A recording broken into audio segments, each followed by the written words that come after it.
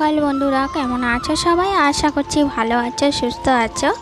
তো ঐকিতাস ডেইলি ব্লগে আবার একটি নতুন ভিডিওর সাথে তোমাদের সবাইকে জানাই অনেক অনেক স্বাগত, অনেক ভালোবাসা।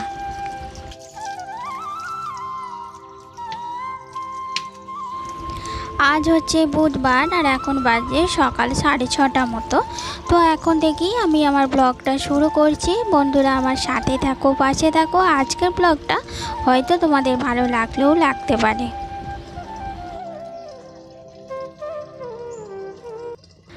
আর এখন বেলাটা অনেকটাই বড় হয়েছে, তাই যতটা তাড়াতাড়ি পারি ততটাই ওঠার চেষ্টা করি। কারণ তাড়াতাড়ি উঠলে কি হয় বলো তো, কাজগুলো বেশ তাড়াতাড়ি হয়ে যায়। আর এখন তো কলে জলটাও তাড়াতাড়ি দিচ্ছে, তো ওর জন্য আরও তাড়াতাড়ি করে উঠতে হচ্ছে।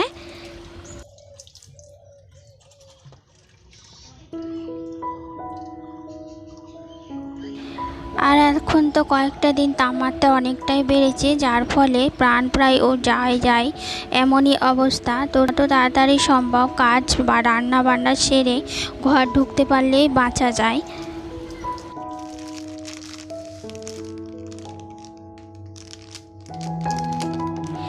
তো আগের দিন রাতে কয়েকটা টুকিটাকি জিনিস এনেছে, যেগুলো তোমাদের সাথে আজকে শেয়ার করব। প্রথমেই হচ্ছে আদা রসুনের পেস্ট। এটা আমি সবসময় ইউজ করি না, হঠাৎ করে আদা যখন দেখি ঘরে নাই তখন হয়তো এই পেস্টটা দিই। কাজটা সেদিনকার মতো মানে সেই বেলার মতো চালিয়ে নিই। আর এই কন্টেনারটাও আনতে বলেছিলাম নুন রাখবো বলে, কারণ নুনের কৌটোটা আমার একদমই পছন্দ নয়, তো ওটা বাতিল করে দেব। আর সত্যি কথা বলতে সংসারের জিনিস কেনাকাটার আর শেষ আর হয় না, একটার পর একটা মনে হয় আজ এটা কিনি তো কাল মনে হয় ওটার প্রয়োজন, তো এটা ওটা চলতেই থাকে।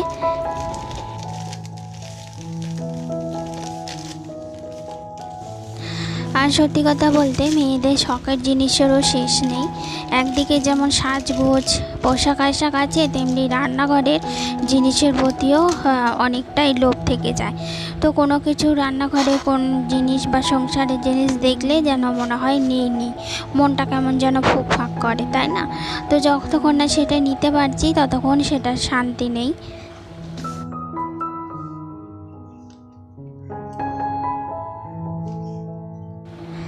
কিন্তু সব কিছু তো একসঙ্গে পাওয়া সম্ভব নয়, তাই কোনো কিছু কিনতে গেলে কোনোটা আবার ত্যাগ করতে হয়।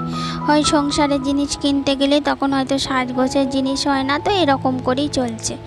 যাই হোক, আগের দিন রাতে এই সবজিগুলো এনেছিল, তো আজকে ভাবছি এই সব সবজি দিয়ে মানে উচ্ছেটা ভাজবো। আর ঢ্যাঁড়স পটল এগুলো দিয়ে আগের দিনের যে মাছ এনেছিল সেই মাছ কয়েক পিস আছে, সেইগুলো দিয়ে একটু পাতলা পাড়া ঝোল করব।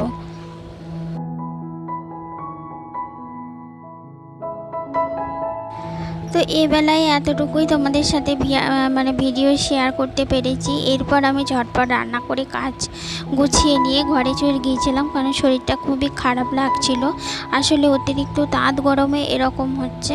তো যাই হোক, ছেলেটারও শরীরটা খারাপ, ওই জন্যে এই বেলায় আর ভিডিও করা হয়নি। তো যাই হোক, এখন কেটে কুটে নিলাম, দিয়ে রান্নাটা সারলাম।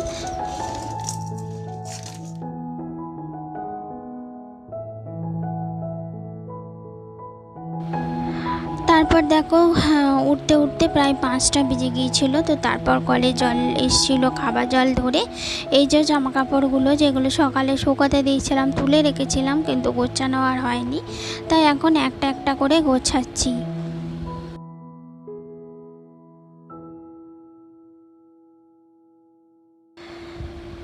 তো গোছানো হয়ে গেলে তারপর হাজব্যান্ড এসে বলল যে চলো, তুমি তো যাবে বলছিলে বাজারের দিকে, কিছু কেনার ছিল।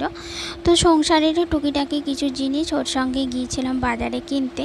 না হলে কি বলো তো, এই যে আমার হাজব্যান্ড এখানে ওষুধ কিনছে, তো যাই হোক না হলেও ভুলে যায়, একটা আনে একটা আনে না, সেই জন্যই সঙ্গে করে আমাকে নিয়ে যায়। তো নিয়ে গেলে কি হয় বলো তো, সব কিছু একসঙ্গে চলে আসে। যাই হোক, ওখানে একটা নাইটিও পছন্দ হয়েছিল, কিন্তু ওই যে সবসময় সব কিছু তার পূরণ হয় না, তো হাজব্যান্ড বললো পরের দিন এনে দেব। তো আসার সময় আমি একটু 12 ভাজা নিয়ে এসেছিলাম, তো সন্ধ্যাবেলায় এসে 12 ভাজা মুড়ি খেয়ে নিলাম। তো অনেকটাই মুড়ি নিয়েছিলাম দেখতে পেলে। তো রাতে আর কিছু খাবো না, ওই জন্য একবারে মুড়িটাই সেরে নিলাম।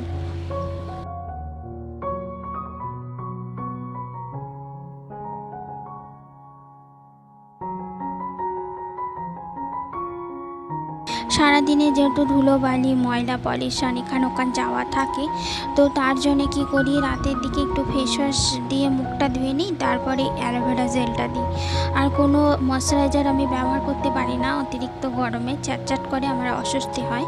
তো যার জন্যে অ্যালোভেরা জেলটা দিই, এটা বেশ আরামদায়ক আর স্কিনটাকে না এটা হাইড্রেট রাখে। গরমকালে ত্বকের একটা বড় সমস্যা হচ্ছে কি বলো তো, যে স্কিনটাকে হাইড্রেট রাখা। যত তুমি স্কিনটাকে হাইড্রেট রাখবে তোমার তত ব্রণ ফুসকুড়ি এইগুলো কিন্তু কম হবে। যদিও আমার এটা মানে কি বলো তো, আগাগোড়াই আমার স্কিনটা একদমই ভালো নয়, ব্রণ ফুসকুড়ি বেরোতেই থাকে। তো কি বলো তো, আমি কিন্তু এইভাবে মানে এটা যাতে আর না বাড়ে সেইটা কিন্তু আমি করি। আর রাতে শোবার সময় এই যে দুটো পাতলা করে শসা কেটে চোখে দিয়ে দিলাম।